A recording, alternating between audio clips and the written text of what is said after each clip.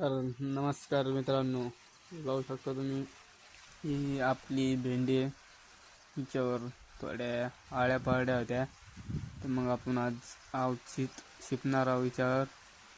बघू शकता आपण हे कोराजन आणि पावडर आपण शिपणार आहे. याच्यावर आपण ही पावडर अशी कालून घेणार आहोत. हे पाहू शकता आपला टप येतो, टपात तितकं पाणी घेतलेलं आहे आपण. मग आपण ती पावडर अशी ते गोळे फोडत आहोत.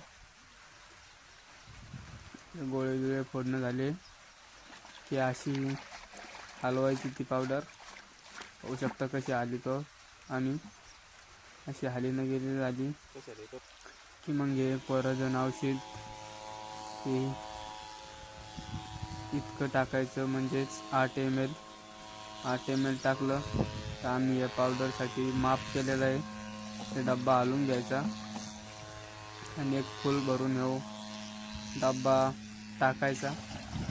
नक्कीच हे औषधं ट्राय करून पहा. तुमच्याही भेंडीवर जर आळी पडली असेल तर. आपल्याला पंप इकडे चालू झाले, सगळे पंप चालू झालेला आहे.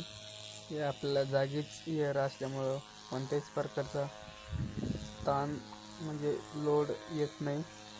मग आपण दुसऱ्या वावरात म्हणजे या सोयाबीनवर आळ्या पाळल्या होत्या, तर याच्यावर आपण औषध शिपायला आलेलो आहे. इकडं पाहू शकतो तुम्ही किती आळ्या पाळल्या. तर इकडून खूप आभाळ आलेला आहे. तर आपले पप्पा म्हणे आता औषध सध्या शिपणं राहू देऊ. म्हणलं चला मग आपण मित्राच्या भेंडीकडून येऊ. आपण चाललेलो आहे आता आपल्या मित्राची भेंडीकडे. हे आपल्या मित्रांनी जाळी लावलेली आहे. आपण एक पाऊल आत टाकला, लगे आलो आपण भेंडीत.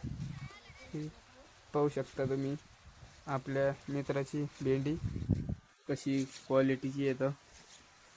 आपला मित्र इकडं सीड फोडीत आहे फोनवर बोलता बोलता. आपल्या मित्राला कळी सापडलेली आहे. तो पहा आता कशी कळी फोडतो. तो पहा त्यानं कळी फोडलेली आहे. मोबाईल आता बंद केलेला आहे. पहा आपल्या मित्राचा प्लॉट कसा आहे तो. पहा मित्रांनो, तुम्हाला मी आपले पप्पा म्हणले होते ते खरं झालं. आता लगे पाणी चालू झालेलं आहे. पाहू शकता. बरं झालं आपण सोयाबीनवर औषध शिपलं नाही, आपलं औषध वाया गेलं असतं, म्हणजे कामातून गेलं असतं. मस्त दप पाणी चालू झालेलं आहे. आपण इकडं खोपीत बसलेलो आहे. फक्त एवढंच.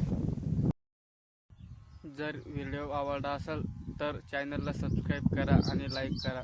जय जवान जय किसान. धन्यवाद.